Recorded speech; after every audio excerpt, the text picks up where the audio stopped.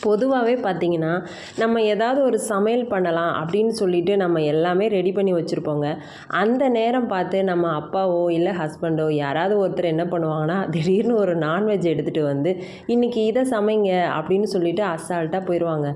அப்போ நமக்கு வரும் பாருங்கள் ஒரு கோபம், என்ன பண்ணுறதுனே தெரியாது. நம்ம நறுக்கி வச்ச காய்கறிகளை வச்சு சமையல் பண்ணுறதா, இல்லை அவங்க கொண்டு வந்த நான்வெஜ்ஜை ஸ்டார்ட் பண்ணுறதா அப்படின்ட்டு ஒரே கன்ஃபியூஷனாக இருக்கும்.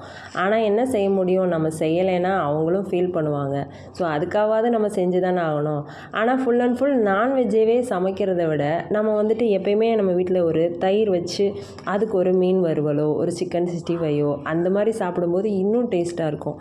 நானும் அந்த மாதிரி தாங்க பண்ணேன். இன்றைக்கி என்ன பண்ணிட்டேன்னா, சாம்பார் ஆல்ரெடி பிளான் பண்ணிட்டேன், செஞ்சுட்டு அதை வேஸ்ட் பண்ண முடியாதுல்லங்க. சரி சாம்பார் வச்சுட்டு அதோட மீன் வறுவல் வச்சா இன்னும் டேஸ்ட்டாக தானே இருக்கும்.